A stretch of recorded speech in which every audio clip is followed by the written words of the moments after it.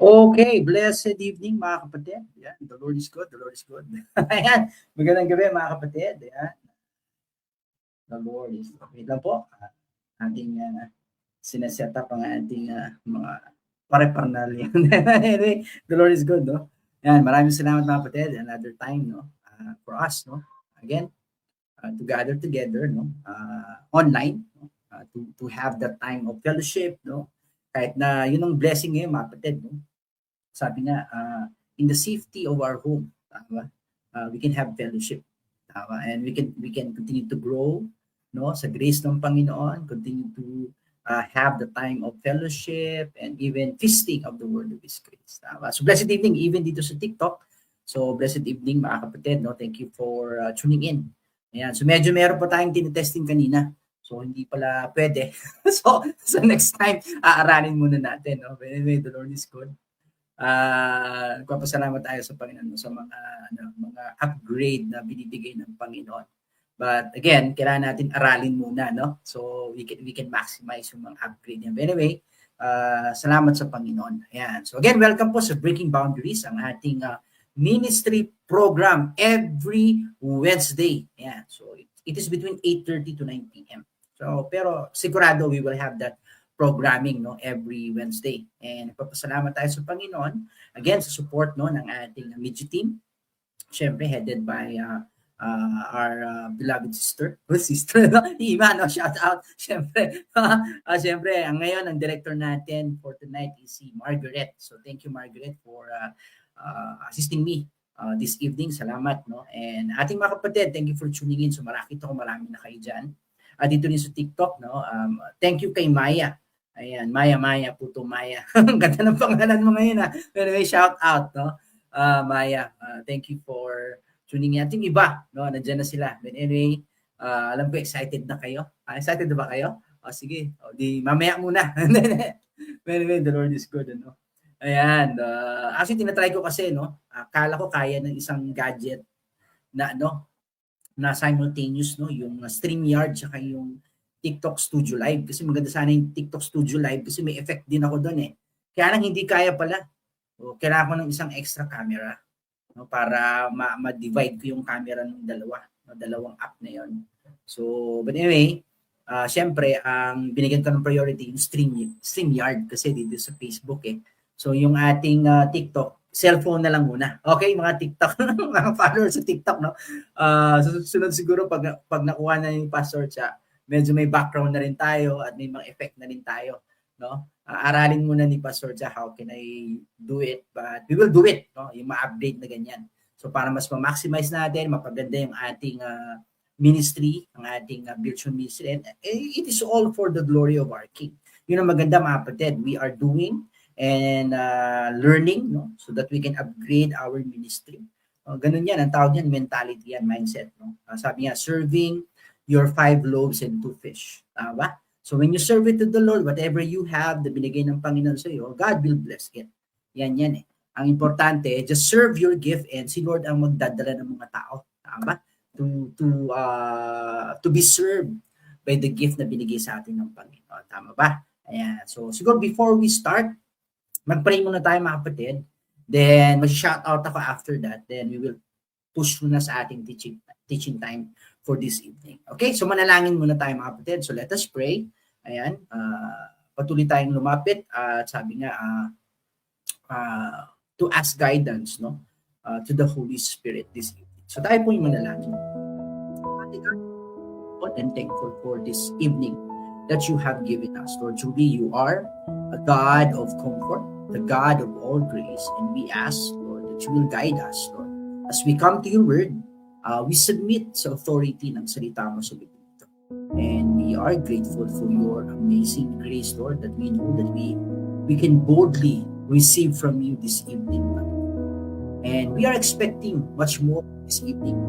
That you will fill our hearts, Lord, hindi lang with knowledge, but with the revelation of your heart, Lord God, how much you love us, how much you care for us, and even to see who we are in you. Lord, we are grateful because we know that our lives is already finished and done in your hand. Kaya dalangin ko sa gabing ito, whatever our cares or our burden, Lord, we give it into your hand. Lord, we are grateful this evening. Again, we dedicate this time to you, Abba. In the name of our Lord Jesus Christ, we say, Amen. Ayan. So, blessed evening mga kapatid. Ready for the Word of God. So, I'll be sharing. Actually, share ko this evening ay connected sa aking sharing time nung last Sunday. So, nung last Sunday, ang focus natin is the Spirit of Christ, no? The God in me. Napakaganda yan mga kapatid. Kung hindi nyo po napakinggan yung mensahe ko, you can go to our page mga kapatid and nandun po yung aking live.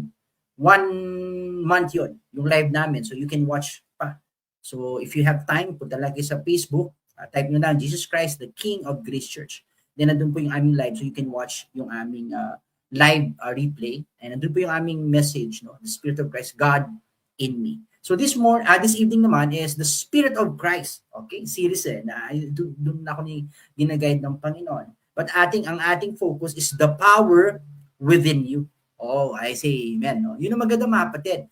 We have to see, sabi ko nga nung malinaw din sa atin ng Panginoon, the real goal mga kapatid ng finished work ni Jesus Christ, no, is not for us to be religious mga kapatid.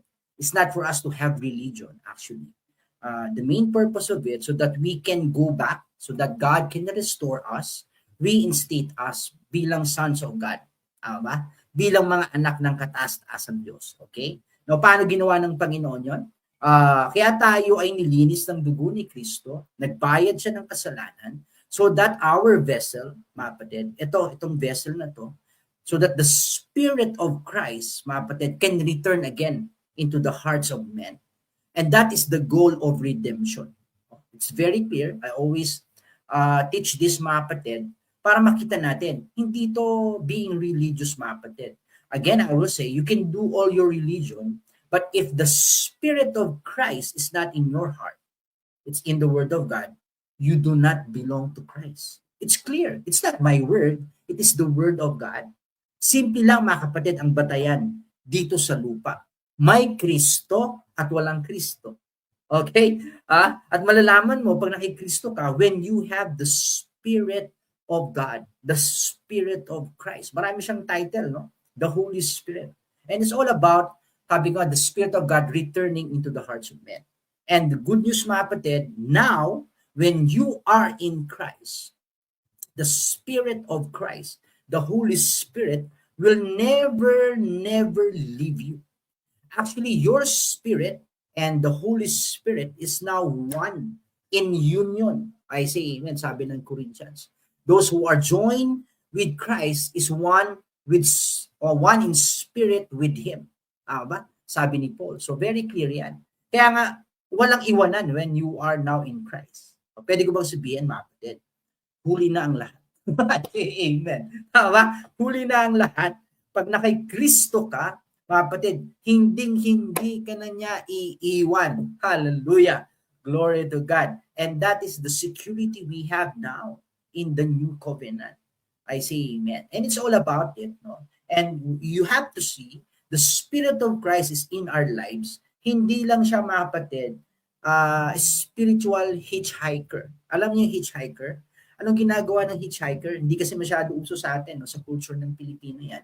Pero sa ibang bansa, uso ang hitchhiking. Ang hitchhiking, yung wala kang sasakyan, pero pwede kang makisabay. Okay? Lalo na kung kung within naman, no, the way yung pupuntahan mo. So pwede kang makisabay. Ang tawag sa'yo, hitchhiker.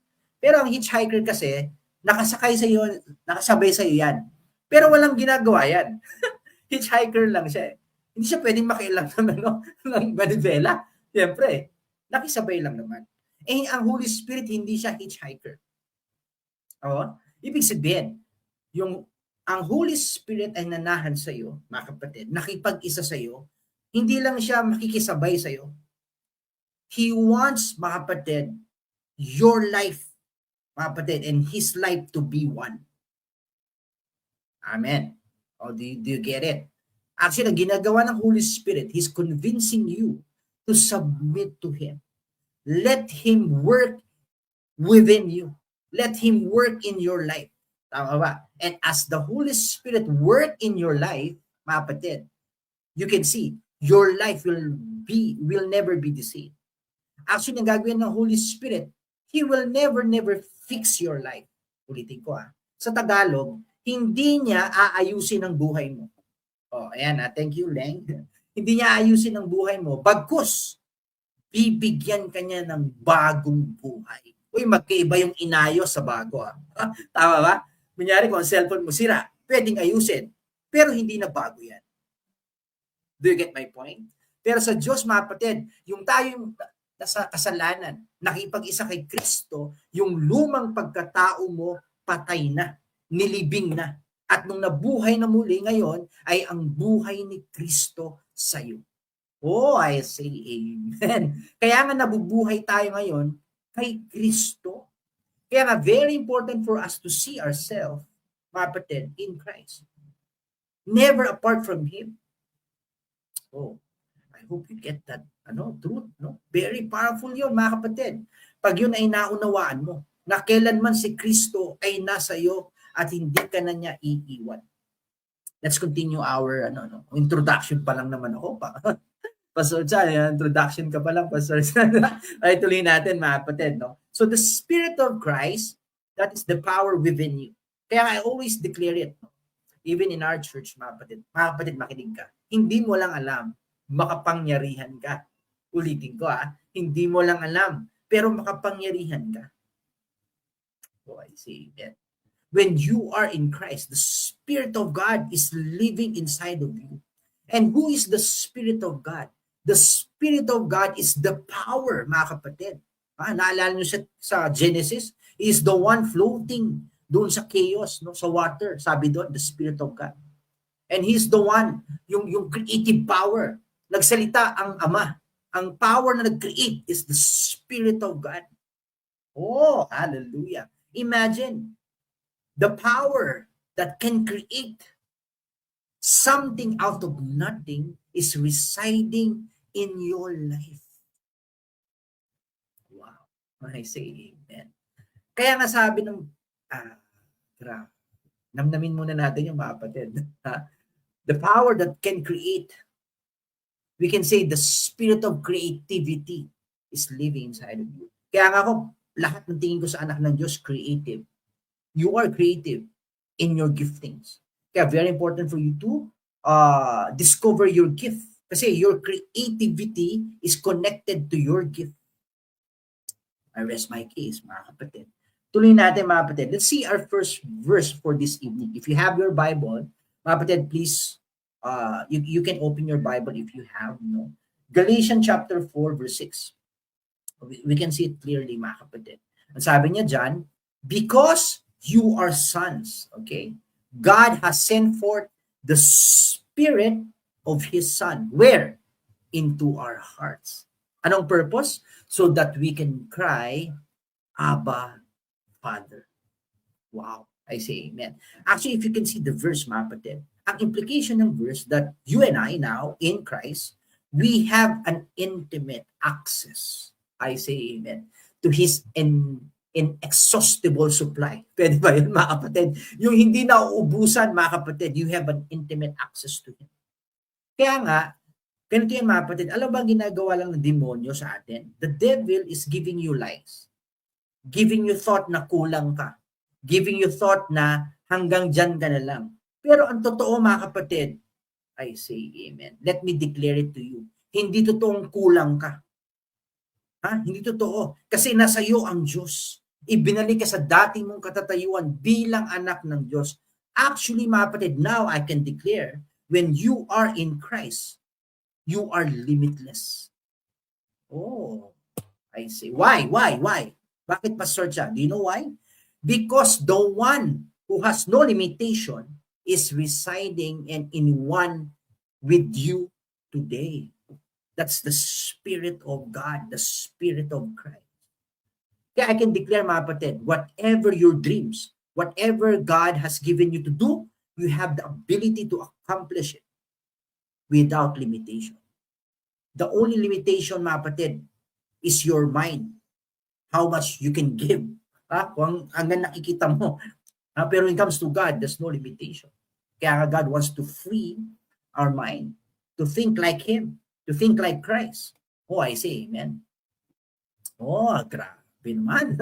Amen ba? Kaya nga tinan mo kaya nga binigay ang Espiritu ng Diyos na nahan sa atin so that we can cry. Speaks of our, mga kapatid, standing with God. You are a child, a son of the Most High God, the King of Kings. Anak ka ng kataas-taasang hari. Kaya nga never define who you are based on your situation today. Never define who you are based on what you have today. Never. Why? Because who you are and what you have is beyond this world. Oh, I say amen. Hindi pwedeng sukatin ng mundo kung sino ka at anong meron ka kay Kristo at sa ating tatay sa langit. Kaya nga whatever you have right now, or whatever you are in the sense right now, whatever level in your life you are in, I can say it is temporary. Temporary. Kasi you can, I say amen. Your life will align with the plan and with the will of God. And the will of God that you will have a God kind of life. Inaaral ko yan kanina. That will be my message this coming Sunday. A God kind of life. Uy, meron na akong preempt Inaaral ko kanina. Oh, wow. A God kind of life. That's you have right now. Hindi pagdating ng kasi ang religion, bale, pag nasa langit ka na, you will have that eternal life. Religion, inakawan tayo ng religion Kasi nung nakita sa Bible, ang very clear. When you are in Christ, your blessing is from here up to eternity. Yung God kind of life can be enjoyed right now. Actually, yun ang purpose ng Diyos so that people, this earth can experience God through our lives. Ulitin ko Kaya nga binigay sa atin ng Espiritu ng Diyos, ang buhay ng Diyos, so that the earth can experience God through us sa pamamagitan natin. Kaya nga expect, mga kapatid, sa pamilya mo, there will be changes. Magkakaroon ng pagbabago. Huwag kang pumayag na walang pagbabago. Kasi kung nagbago ang pananaw mo, tas yung pa rin na ginagawa mo, it will not work. Sabi ng Panginoon, how can you put a new wine to old wineskin? Tama ba? Masasayang sasabog yung old wine. Hindi kaya ng old wineskin yung new wine. So ang point nun, mga kapatid, your mentality should align to the new shift ng Diyos sa buhay.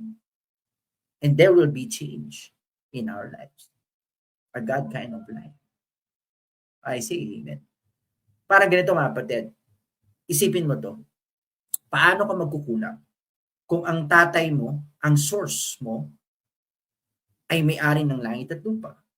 Kasi pag sinabi ng Abba, hindi lang intimacy yan, but speaks of who He is in our lives. He's our source, sustainer, and defender. That is our Abba. Pag tinawag mo siyang Abba, defender mo siya. Tatay mo yan, pagtatanggol ka niya. Tatay mo yan, isusustain ka niya. Tatay mo yan, isusource ka niya. Yun ang tatay. Kaya nga, the moment you call God, Abba, yun ang ginagawa ng Holy Spirit Inaalis yung religious spirit. Yung tinatawag mo siyang Diyos. Parang ang layo kasi. God, man, ang layo. Pero when you began to see the truth, mga kapatid, that you are not far with God. In Christ now, you are close to Him. Oh, I say amen. That's why you can call Him Abba, your source, sustainer, and defender. I say amen. Sige, next slide tayo. Next verse tayo, mga kapatid. Next verse, no? Baka umabot tayo ng madaling araw dito, di ba? Tingnan natin. John 15:26. Look at this power we have in the Holy Spirit. When the helper comes, Parakletos, okay, sa Greek. Ang Parakletos is a defense lawyer, okay? Yan ang implication niya. The helper will help us. Niya, whom I will send to you from the Father, and that is the Spirit of truth. Oh, I say amen. Who proceed from the Father, He will testify about me. Look at this, mga kapatid. Walang ibang gagawin ng Holy Spirit is to testify who Christ is. Why? Because who Christ is who you are right now. Do you get it, mga kapatid? Yun ang naintindihan ko Kaya ang Holy Spirit, wala siyang dapat ipakilala sa'yo, kundi si Kristo. Sino si Kristo? Sino si Tatay sa langit? Why? Kasi yun tayo sa Kanya ngayon. Oh, I say amen. Kaya pag may napapakinggan ka na hindi naman pinapakilala si Kristo at hindi pinapakilala yung Diyos na nasa Biblia, ano mangyayari sa iyo? Maging religious ka. Kaya nga very important for you to have that decision. No, I will follow the Lord. I want to feed with His Word. I want to know Him more. I want to know who Christ is. Why? So that I can know who I am. So that I can live life like Him. Mabubuhay ako sa lupa katulad niya. I say amen. I say amen. And we have the helper. That is the Holy Spirit. Kaya nga living like Christ or living as Christ is not really ang tawag dito? Yung parang bibigyan mo ng effort. It should be effortless. Kasi the life of Christ is residing in you right now. Oh, I rest my case. Grabe, no? The Lord is good. The Lord is good. Now, look at this, mga kapatid. Next slide tayo. For us to see the full context of. Then John 16. Let's see John 16. Sabi niya, the Spirit of truth, okay? Sabi niya, comes, okay? He will guide you, okay? Sabi niya, to all the truth. Siyempre, is the Spirit of truth. Sa veritas. Ibig sabihin yan, truth, no? So, ang Holy Spirit, wala yang i-declare at i-reveal sa atin kundi ang katotohanan. Tama ba? Katotohanan kung sino ang Diyos, katotohanan kung sino tayo. Ganun yan, mga kapatid. Sabi niya, He will not speak on His own. He will speak only what He hears. Okay? Sabi niya, He will tell you what is yet to come. Wow. Kung di ba naman, ano yan, edge in this life. Kung di ba naman yan bonus, biri mo, the Holy Spirit can reveal, mga kapatid, the things that are yet to come. Be sensitive. The Spirit of Christ can reveal to you things to come. And if you are sensitive with the Spirit, I can sense that greater things is ahead of us. I say amen. Great things are coming sa mga anak ng Diyos. I say amen. Especially today. May crisis, woy, mag-abang-abang ka. Diyan pinagpapala ang mga anak ng Diyos pag may crisis. I say amen. Baka magulat ka, ngayong crisis, ngayon ka magkakaroon ng malupit na breakthrough sa finances for the glory of God. I say amen. I receive it, Abba. Thank you, Abba. Amen? Amen? Sabi niya, mga kapatid, no? He will tell you what is yet to come and He will glorify me.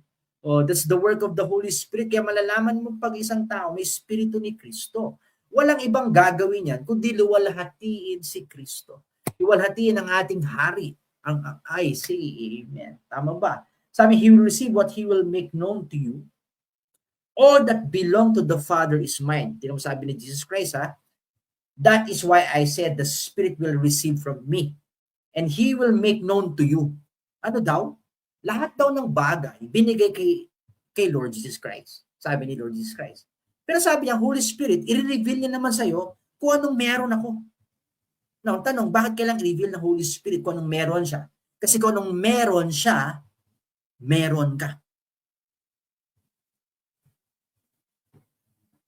Sige, namnamin natin, mga kapatid. Kung anong meron siya, meron ka. Kaya ang work ng Holy Spirit is revealing to you who Christ is and what He has.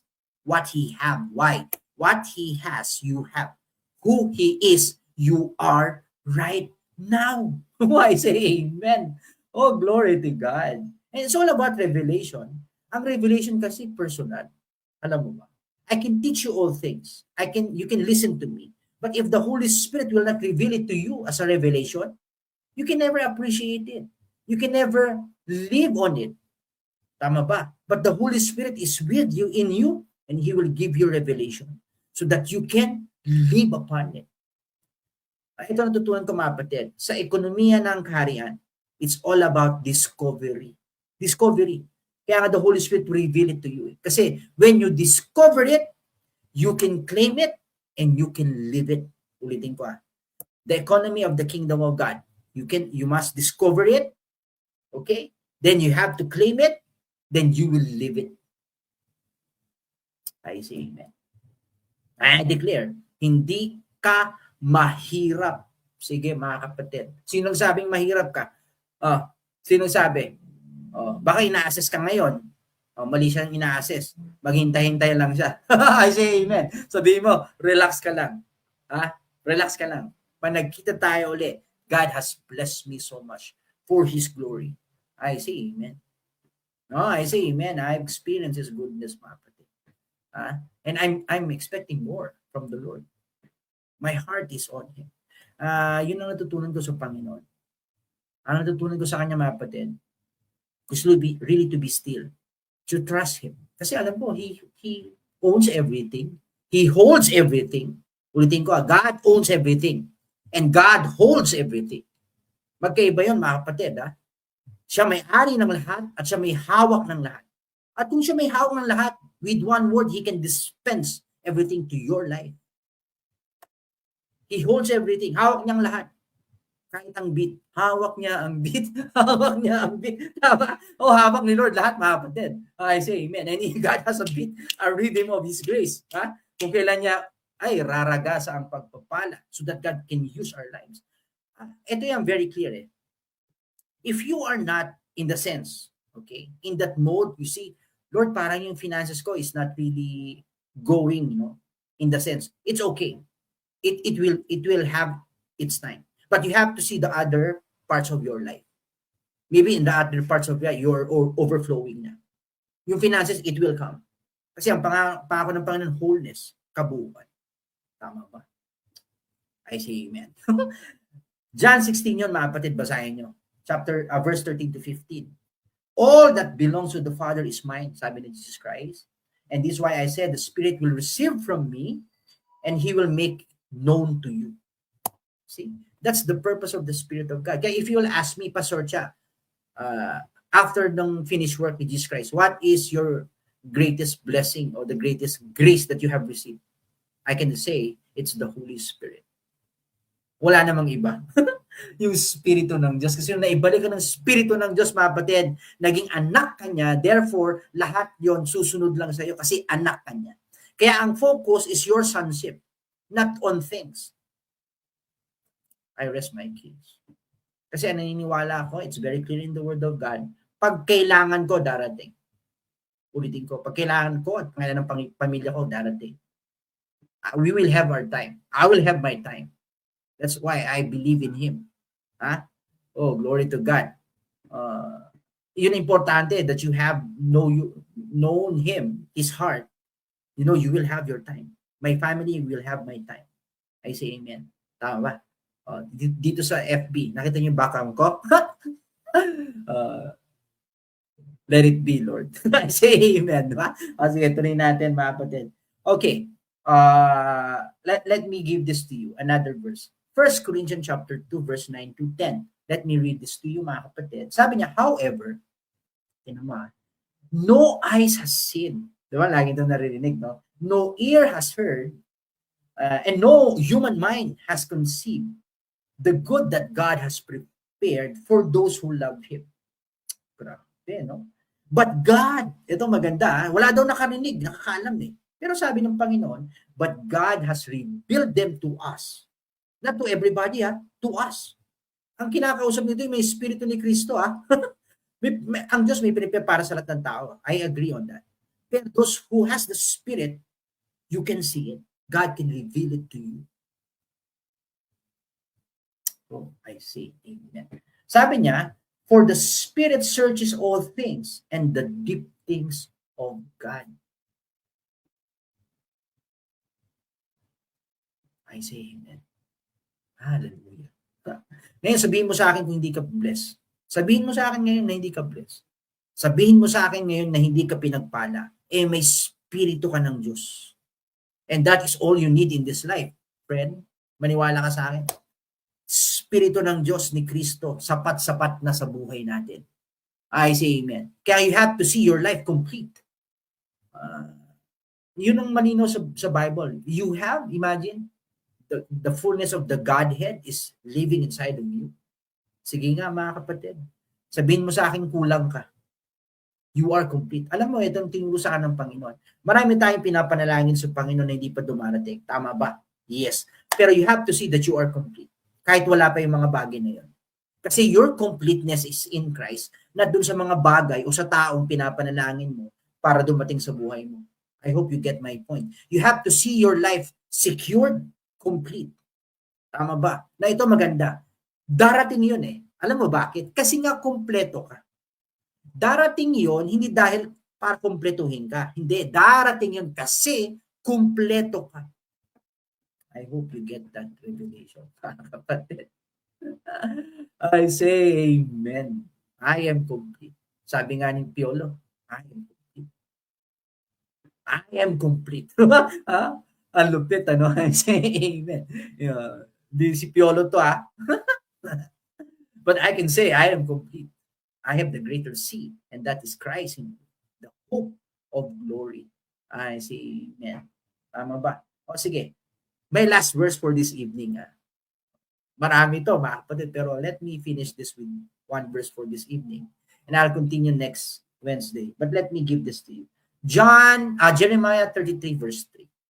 Nireveal to sa akin ng Panginoon. Ang lupit eh, kahit yung verse niya, 33 verse 3.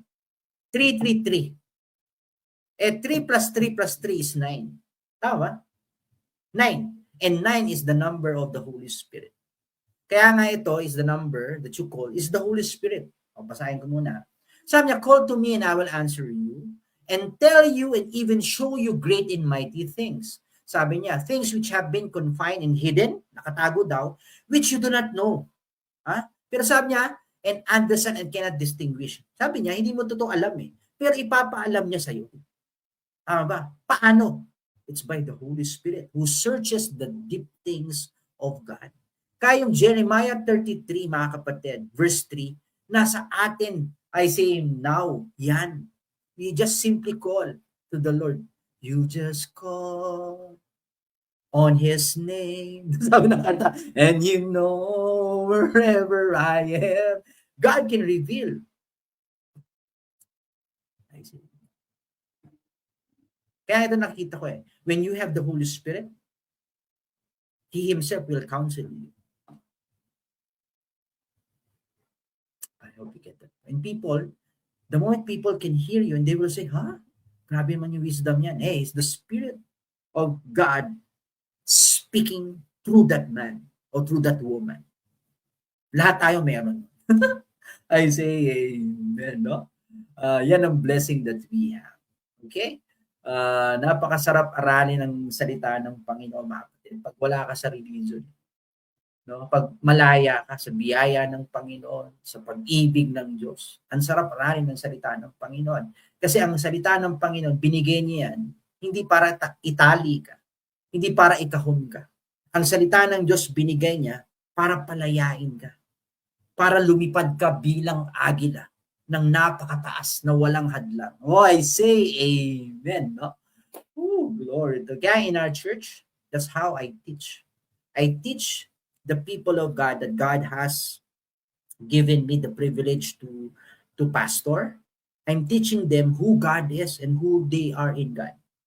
I don't want them to be religious. Kasi ako hindi ako religious. I'm a kingdom mind pastor.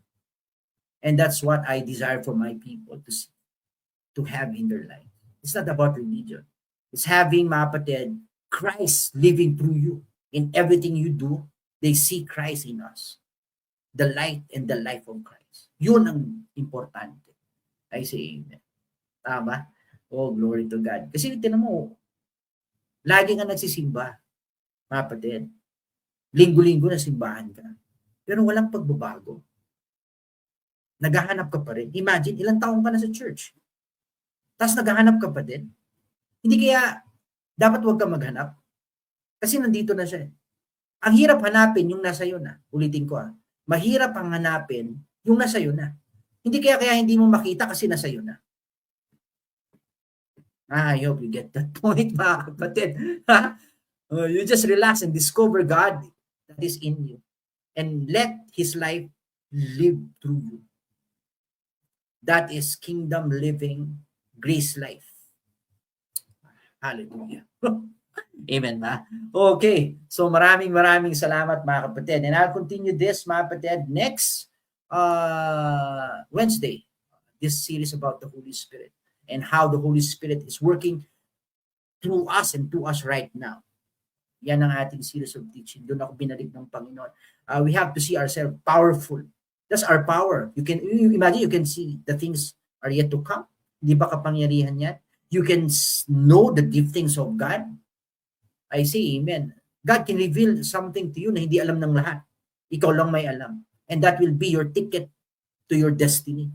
Oh, I say amen. I hope you get my point, mga kapatid. Tama ba? Anyway, maraming salamat mga kapatid sa gabing ito. And if you have been blessed by our message, just type amen. Thank you, Abba. And please do repost and share. And please do follow me if hindi pa kayo naka-follow. Even sa church namin, dito sa TikTok, you can follow our page.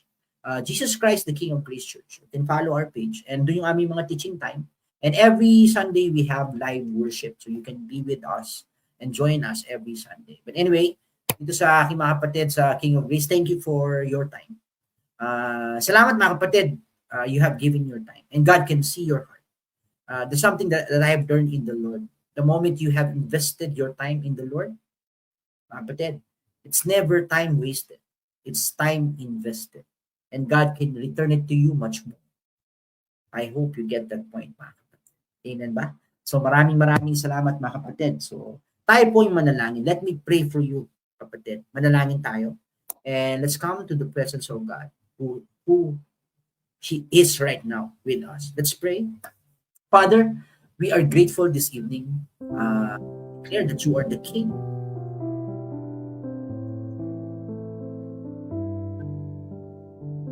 At dalangin namin na mas makilala ka pa namin, Panginoon. And I declare now, and I release, mga kapatid, if you're praying for healing, I release healing to your body in the name of Jesus Christ. I rebuke lahat ng karamdaman. Diabetes, cancer, I rebuke it. Even hypertension, I rebuke it in the name of Jesus Christ. Any diseases now, I rebuke it because your body is paid in full, and you have life in you. And if you're praying even for your mind, I rebuke anxiety, I rebuke depression.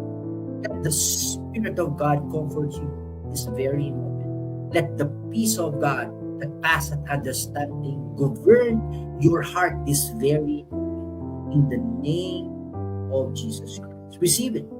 If you're praying for financial, even opportunities, may the Lord bless your business, bless the works of your hand this very moment.